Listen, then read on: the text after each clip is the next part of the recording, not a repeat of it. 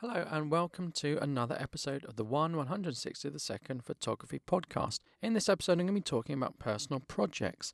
So what is a personal project in photography? It's something that a photographer may do just for the fun of it. They want to put together a series of images. It might be they're a professional photographer and they're doing photography on something they love in a style that they love rather than doing it for sale or for a client. So quite often a professional photographer will do a personal project where there's no money involved. It's just for them. Of course, anyone can do a personal project. There just has to be a theme to the project. The personal element doesn't matter too much. So it just has to be a series of images that have a theme. I don't think one image really would count as a personal project. It has to be a collection of images. So why do them? To challenge yourself, to keep things fresh and to keep your photography moving forward and improving. I did one on macro photography and it was a complete failure. I aimed to publish a macro photography image every day for a week and it didn't happen. I think I published one and then unfortunately I became ill. I had a really bad cold, maybe it was flu, it's probably just a cold, but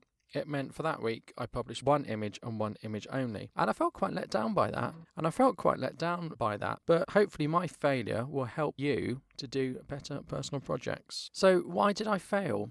Well, maybe I was too ambitious doing one every day. Certainly, I would build up a buffer of images. Let's say you start on a Monday and you aim to do 10 images. Well, don't start on a Monday. Start taking your images on a Monday and start publishing them on a Thursday. So take an image Monday, take an image Tuesday, take an image Wednesday. And then when you go to take Thursday's image, you've got 4 in the bank that you can pick from. So if you can't get out and about or do an image on Friday, you've still got some backups there. So start to build up a buffer of images and then start to publish a little bit later. And of course, if you build up a buffer of images, you're more likely to pick some real winners than feel you need to publish the one you've got at the moment. Plan it out. You do need to put some thought into it. So you need to think about when you do your personal project, how you're going to publish your images, what your title is, what the theme is, things like that. So I'm really looking to do another personal photography project. And immediately I thought I'd like to do 10 tiny planets because I liked the alliteration of 10 tiny planets. So that means I've got to do 10 tiny planet images. So I need to think about that.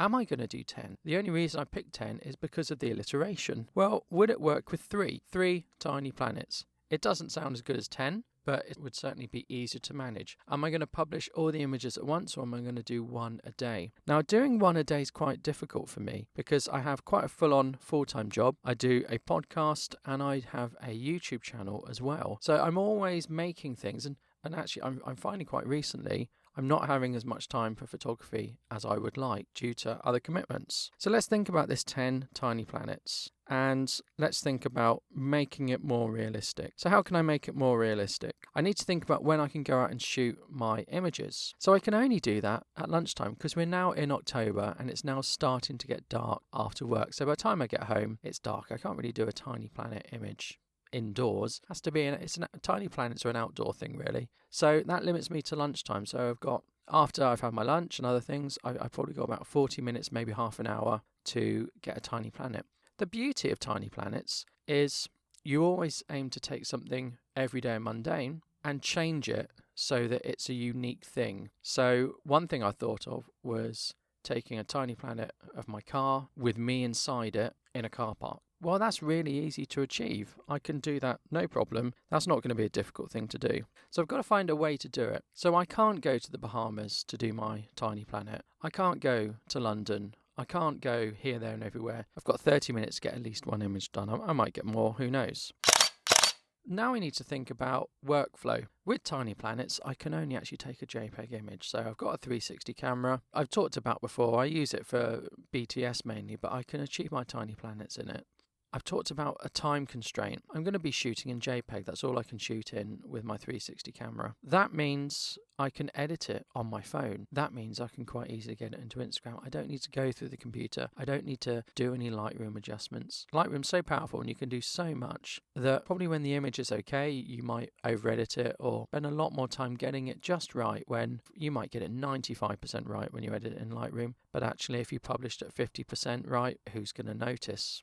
particularly for something like a tiny planet. I don't know that anyone would. So I can streamline by editing on my mobile. So I can probably capture an image and I can probably edit it within that 30 minutes.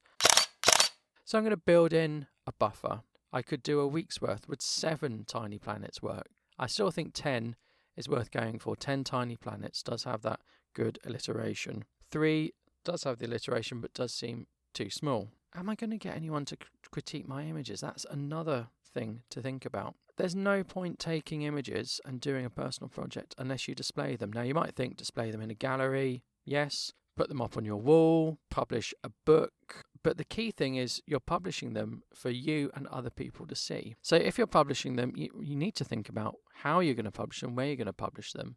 And you need to think about critique. You need to put your best images out. And for a personal project, it's probably quite good to get other people's opinions on your images. The opinion that matters the most is yours. If you like it, do it. If you're happy with it, do it. I have this image that's in my bathroom that my wife hates. And part of the reason I just took this image and I put it up on the wall. Part of the reason I put it up on the wall was that she doesn't like it. And the other half of the reason is that I do like it. So I was adamant it was going up on the wall, and it's gone up in the downstairs toilet, and it's good because I like it and she doesn't like it, and that's all that matters, that I like it. So where are you going to publish it and how are you going to get critique? It's worth seeking critique from people. There's no point asking people who are just going to be negative. Put anything on. You're going to get someone who just makes a very snap judgment, and I've seen that in my YouTube videos, in doing podcasting. People forget someone's put effort into something and they just make a snap judgment. They just write down the first thing that comes into their heads without a thought as to really is that a fair thing to write that's going to be there forever? Is your comment fair? People don't think. Ignore them. If they can't be bothered to think, don't think about what they've said. Just ignore them. But do seek critique from people who are going to help you out. You might have some friends who are photographers. See what they say. Just give them a link to your work and see what they say. Do they think you can improve their image? Do they like it? Maybe, as I've said before, building up that buffer, get some critique before you start publishing so that your best images go out. Make sure whoever you're asking is fair. And we all might ask our family, and our family might be good people to ask, but are they going to say if it's bad? While criticism should be constructive, it does need to be balanced as well, and it does need to be fair. So that's something worth remembering.